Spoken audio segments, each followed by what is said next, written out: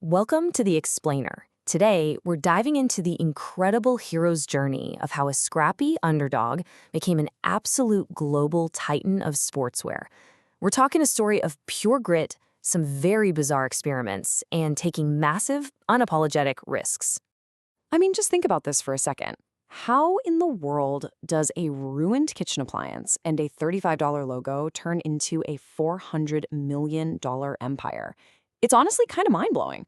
We're talking about a company that completely rewrote the landscape of modern athletics, yet its foundational moments involve busted waffle irons and paying a designer a couple of bucks an hour.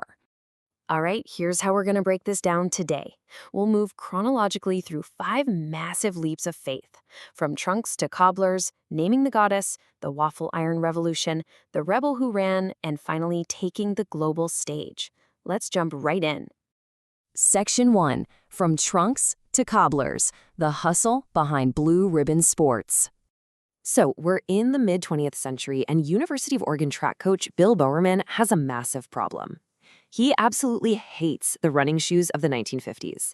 And honestly, who could blame him?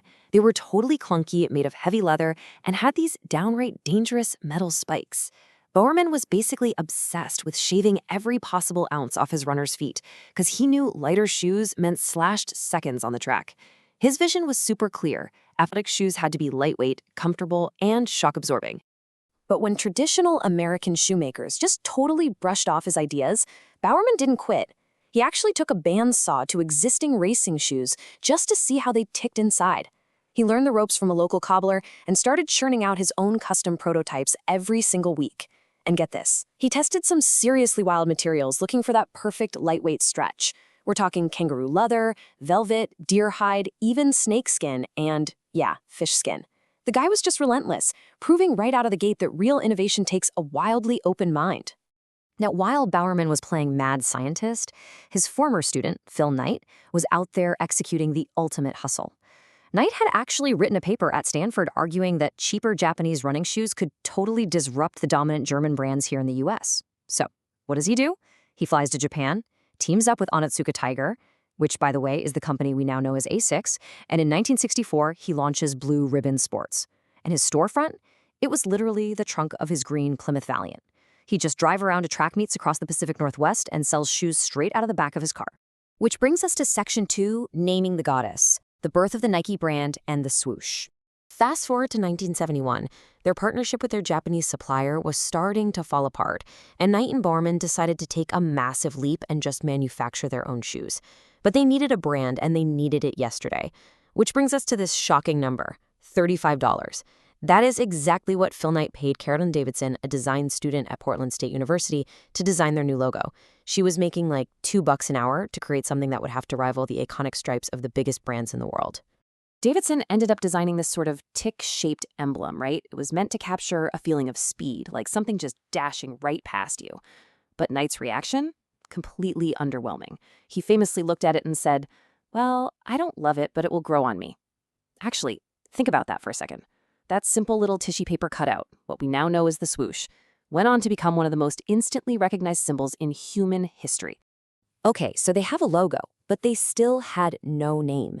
It's literally 5 hours before the very first boxes of shoes are supposed to ship out.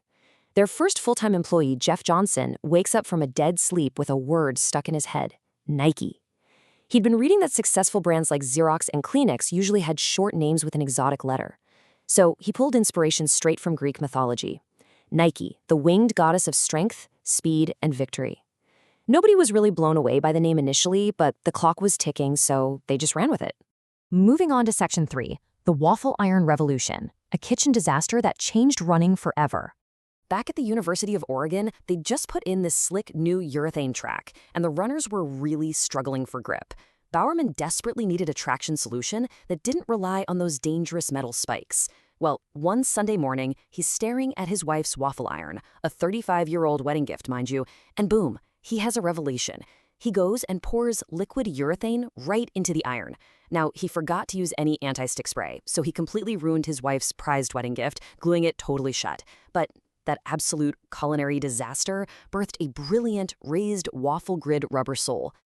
That one ruined appliance kicked off this crazy rapid prototyping phase. First, in 1972, we got the hand-cobbled moon shoe. They called it that because the tread left these wild marks in the dirt that looked exactly like the Apollo astronauts' footprints on the moon.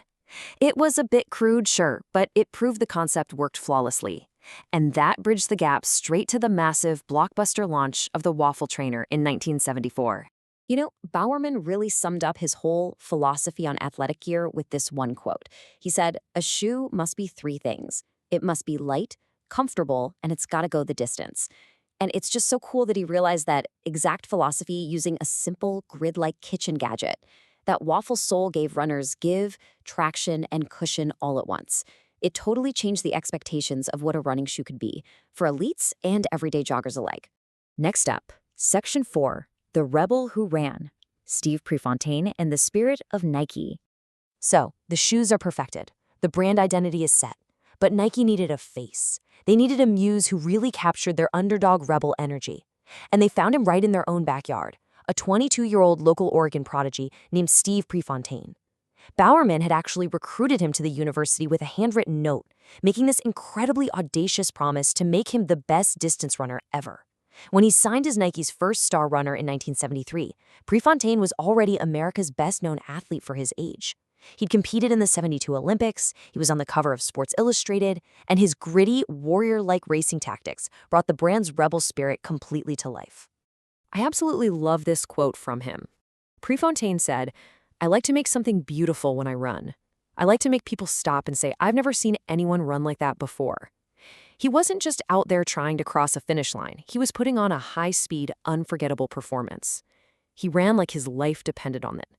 And because he was doing it all in Nike gear, he permanently linked the brand with this deep, passionate, uncompromising drive to win. And finally, Section 5, Taking the Global Stage, the leap to a public powerhouse.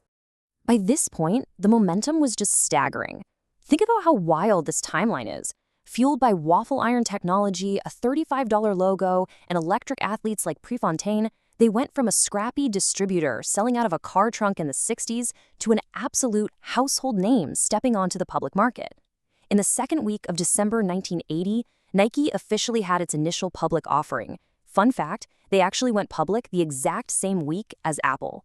And the result of that December 1980 IPO was nothing short of staggering.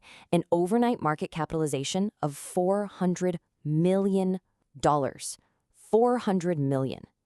Since Phil Knight still owned about 46% of the company, that single financial event turned the guy who used to sell shoes out of a Plymouth Valiant into one of the wealthiest people in America, basically overnight.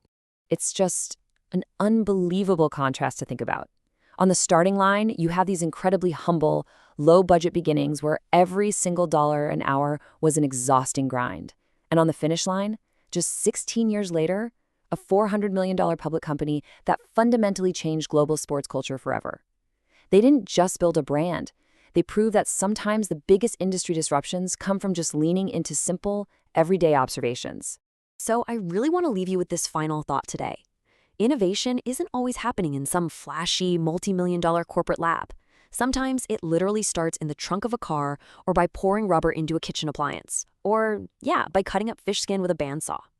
So, look around you. What everyday problem in your own life is just waiting for a little bit of hustle and a crazy waffle iron experiment to solve? Keep innovating, and thanks for joining me on this explainer.